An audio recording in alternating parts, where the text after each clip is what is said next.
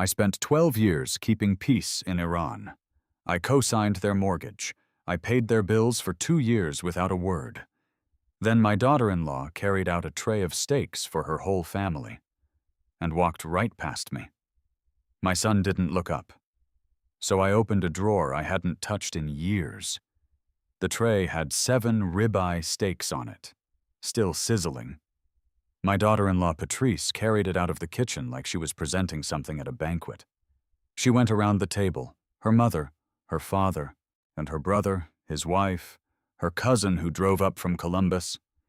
Even my 7-year-old granddaughter Kay got one, cut into small pieces. The tray never made it to me. My name is Earl Keller. I'm 67 years old. I spent 12 years as a U.S. civilian peacekeeping liaison, stationed near the Iran-Iraq border. I raised my son on my own, after his mother died. I signed my name on the mortgage for that house. I wrote checks every month for 2 years when my son lost his job. And that night, my daughter-in-law looked me in the eye and said, "I only ordered for family." Let me tell you how I got there, and what I did about it. That Sunday I showed up at 5:45, same as always. Patrice had the table set like something out of a magazine. Cloth napkins, candles, a centerpiece with fake flowers she'd probably ordered online. Everything matched. Everything had a place. Everything except me. My name card at the far end of the table said Earl. Not Dad. Not Grandpa. Just Earl.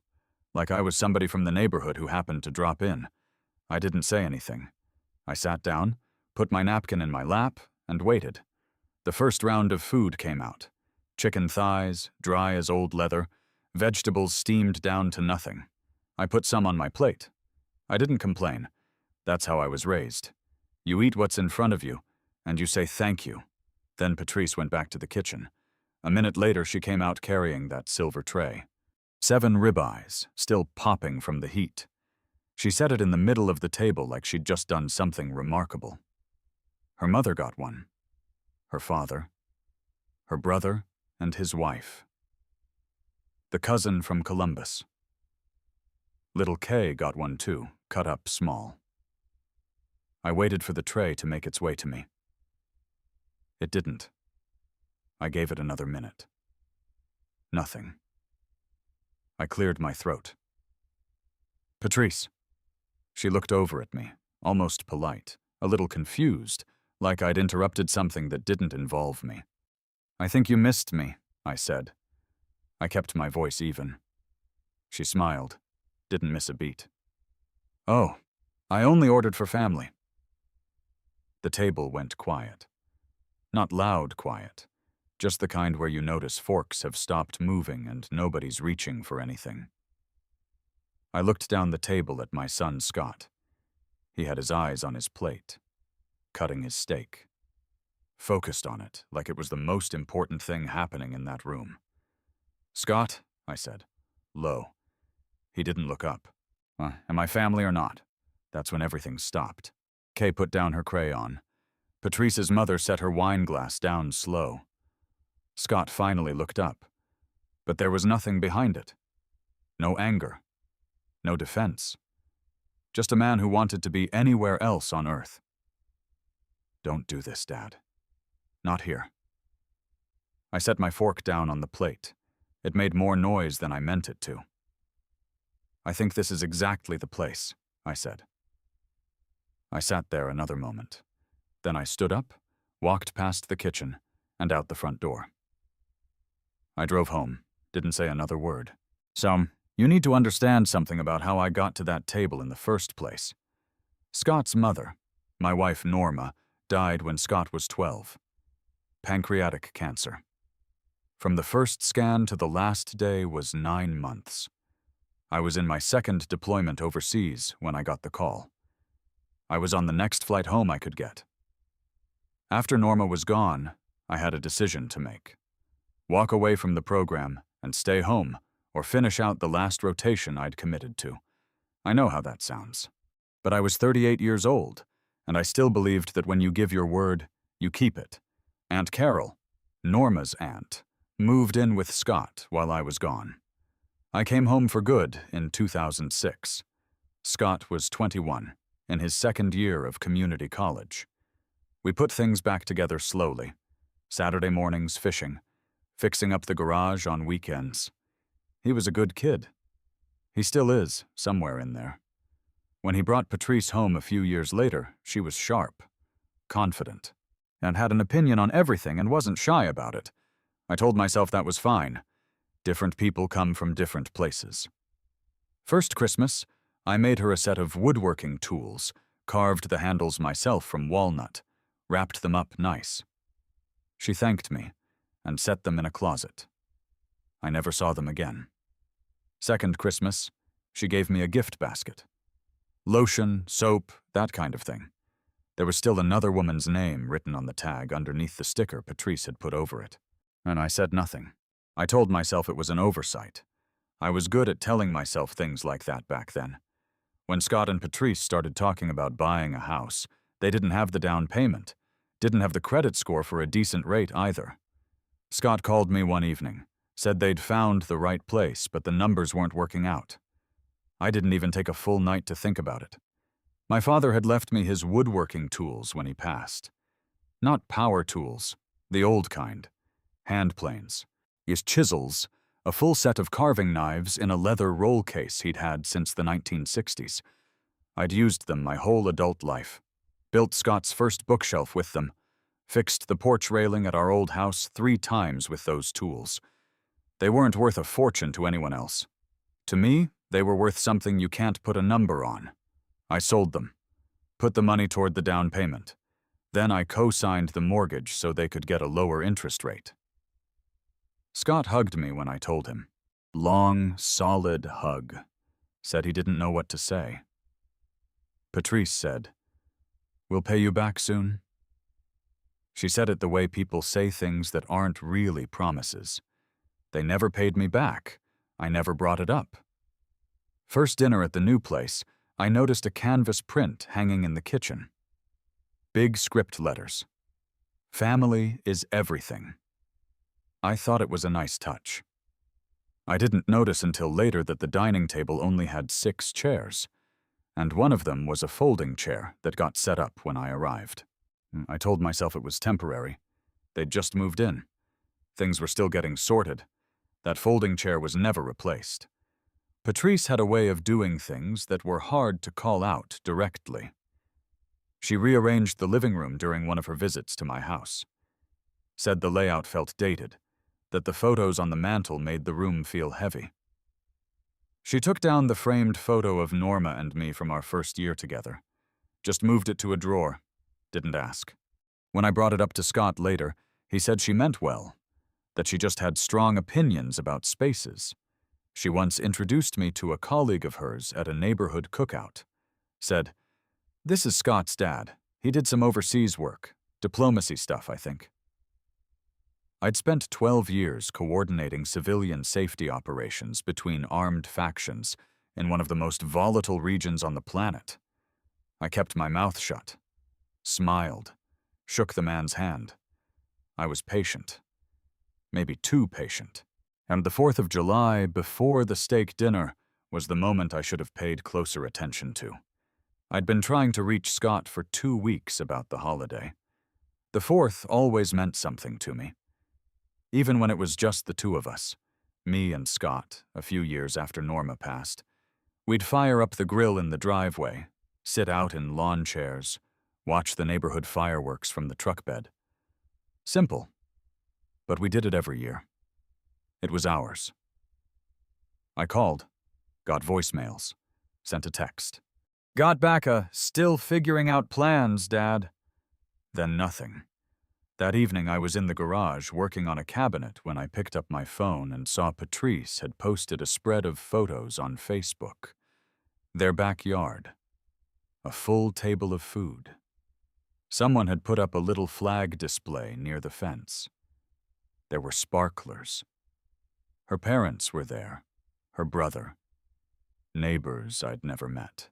A few people from her work. 11 people in those photos. I counted them twice. I set the phone down on the workbench, picked up a piece of sandpaper, put it back down. Then I called Scott. He answered on the second ring. "I saw the pictures," I said. A long pause. Then, "Dad, don't make this into something." 11 people, Scott. She put it together last minute. It wasn't planned to. I spent 12 years representing this country in places where the 4th of July meant something real to the people I worked with, I said. And you couldn't make one phone call. He didn't say anything. I hung up. I had a bottle of bourbon I'd been saving. Good Kentucky distillery stuff, the kind you set aside for a real occasion. I'd been keeping it on the shelf in the garage, waiting for the right time to open it. I brought it out that night and set it on the workbench next to the sandpaper. I didn't open it, just sat there looking at it for a while. Then I put it back on the shelf, turned off the light, and went inside. When Scott lost his job, he didn't tell me right away. And I found out 3 months after the fact, by accident. Patrice slipped during a phone call, said something about Scott being home so much lately, then caught herself and changed the subject. I asked Scott directly. He admitted it. "Company restructuring," he said. "Wasn't personal. I asked how they were managing. He said things were tight. Behind on the car note, utilities, the mortgage. Patrice's event planning work had dried up. They were stretched thin. I didn't lecture him. I didn't ask questions. I just told him I'd help. I started writing checks. Not large amounts, just enough each month to keep things from falling apart. Mortgage shortfall, electric bill, groceries when they ran low. I pulled from the retirement savings I'd spent 30 years building. The fund I'd planned to use to drive the Pacific Coast Highway the fall after I turned 65. Maybe rent a cabin in Montana for a few weeks. See the country at my own speed. Instead, I became their monthly budget line. I wrote those checks for 2 years. At first, Scott would call to say thank you. After a while, he stopped calling. And I kept writing. I never said a word about it. I told myself that's what a father does. Maybe. But a father also expects to be invited to the 4th of July. The morning after the steak dinner, I woke up at 5:30 the same as always. Made coffee, sat at the kitchen table with the mug and didn't drink it for a while. I wasn't angry, not exactly. Anger would have been easier. What I felt was more like when you've been walking on a bad knee for so long, you stop noticing the limp. And then one day you step wrong, and the whole thing gives out. And you realize you'd been compensating for years without knowing it. I sat there thinking about all the times I'd let things go. The folding chair, the photo of Norma in the drawer, Patrice calling what I did overseas diplomacy stuff, the 4th of July with 11 people and no phone call. That's the gift basket with another woman's name still on the tag. 2 years of checks. The woodworking tools my father passed down to me, now sitting in some stranger's garage or listed on an online auction somewhere. I'd let all of it go. Every single one. And the night before, Scott had looked me in the eye, or almost looked me in the eye, and kept cutting his steak. I put the coffee mug in the sink and went to my desk. 3rd drawer, back right corner. I knew exactly what was in there because I'd put it there myself and made sure nobody else ever had a reason to open it. Manila folder. Inside was the property deed. Earl Keller. My name. Right at the top of the page, clean as the day I'd signed it. The plan had always been to transfer it. Once Scott and Patrice got stable, once the mortgage was refinanced in their names, I'd sign the transfer papers, and that would be that. My lawyer had even drafted the documents a couple of years back. I just never signed them. Scott had asked about it more than once. Just trying to get everything in order, Dad. Makes sense to have it squared away. And I'd nod and say I'd look into it. Then I wouldn't. I couldn't tell you exactly why, not at the time. It wasn't about control. It wasn't about leverage. Something just told me to wait. After 12 years reading rooms where the wrong move had real consequences, I'd learned to trust that instinct even when I couldn't explain it. I held the folder for a minute. Then I picked up the phone and called Sheila Crawford. She's a real estate attorney, handled my estate paperwork back when Norma was sick, and we'd kept in touch since. She picks up on the first ring. Sheila, I need to initiate a formal notice on a property. Give me a second to pull your file, she said.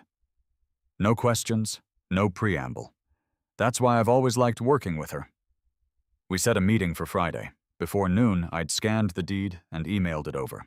That night, I put the folder on the nightstand instead of back in the drawer. It felt right having it close. They reached out 2 days later. Patrice sent a text first. Something vague about wanting to clear the air, that things had gotten out of hand. Scott called an hour after that. Come back over, Dad, he said. Let's sit down and talk this out like family. Like family. I noticed he didn't hesitate on that word. I'll be there at 6, I said. I didn't bring anything with me this time. No bottle of wine, no dessert, nothing. Just myself, and a thin folder with a paperclip on it. When I got there, the table was set plain. No candles, no centerpiece, none of the magazine spread presentation from the Sunday before. Patrice had made chicken again. Scott poured water. The conversation stayed surface level through most of the meal. Weather, Kay's school schedule, a neighbor's tree that had come down in a storm. Nobody said what we were all actually there to talk about, and I let it go on that way until the plates were mostly cleared. Then I reached into my bag and set the folder on the table between the salt shaker and Scott's water glass. Patrice looked at it. What's that? I didn't answer right away. I let it sit there. You served me silence at that table last Sunday, I said. So here's mine. Scott picked it up and opened it. I watched his shoulders pull back. He read the first page, then handed it to Patrice without a word. She took it and read faster, her eyes moving quick across the lines. These are copies of the original deed to this house, I said. And a letter from my attorney, Sheila Crawford. You'll want to read the whole thing. Earl, Patrice started. Her tone had already shifted, softer, more careful. Read it first, I said. Scott set down his fork. You're not actually going to evict you? I said.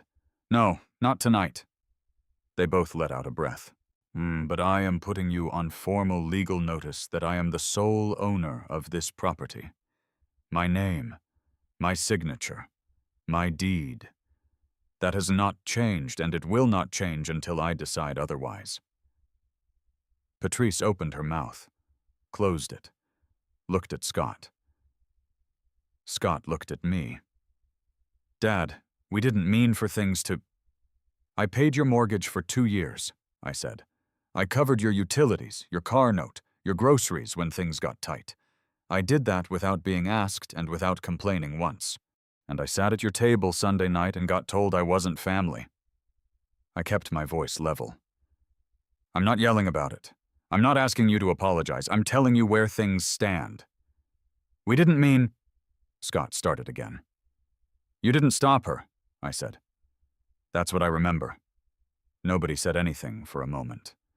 Not even Kay, who had her crayons out at the corner of the table and had gone very still. I folded my napkin, set it beside my plate, and stood up. You have 45 days, I said. In that time you can come to me honestly, and we can talk about what comes next. Or you can let the 45 days run out and talk to Sheila Crawford instead. That part is up to you. I picked up my bag, pushed in my chair. I'm not doing this to hurt you, Scott. I want you to understand that. But I'm also done pretending that what happened Sunday was acceptable. It wasn't. I walked to the front door. Scott didn't follow. Patrice said something behind me that I didn't catch. I didn't go back to find out what it was. I sat in my truck in their driveway for about a minute. Looked at the front of the house. The porch light was on. The living room curtains were still. I'd co-signed that mortgage on a Tuesday afternoon, signed my name on 3 different forms, and driven home thinking I'd done something good for my family. I still thought it was the right thing to do. I just hadn't known what it would cost me. I backed out of the driveway and drove home. A word gets around faster than you'd think. 2 days after I walked out of that dinner, my niece Beverly called at 8 in the evening. No small talk. Just, "Is it true? They really did that to you at the table?" I told her I was there, and she could decide what it meant for herself. She was quiet for a moment. Then she said if she'd seen it with her own eyes, she would have gotten up and left right then. I told her I appreciated that. We talked for a few minutes, and then said goodnight. Aunt Carol left a voicemail the next morning. She said my dignity at that table said more than any argument ever could. I played it twice. Cousin Philip sent a text saying he wasn't going to Scott and Patrice's Christmas gathering. I wrote back and told him to make his own choices, not to do anything on my account. I meant it. I didn't want people choosing sides. I just wanted the truth to be what it was. People started calling it the steak thing. I let them talk. I didn't tell any of them about the deed or Sheila Crawford or the 45-day notice. That wasn't their business. What happened at that table was enough. Scott knocked on my door about a week later, just after 7 in the evening. I'd been in the garage sanding down a cabinet door I'd been putting off for months. I heard the knock, wiped my hands on a rag, and went to the front door. He was standing on the porch in that old gray hoodie I'd bought him his sophomore year of college. But the cuffs were fraying. He looked tired in this way that isn't about sleep. "Can I come in?" he said. I stepped back and let him through. We sat at the kitchen table, the same table where I used to run him through multiplication tables on Sunday nights, where he sat the morning after Norma died and didn't say a word for almost an hour, where I told him, just the two of us now, but we're going to be okay. I meant it when I said it. I still believe it was true.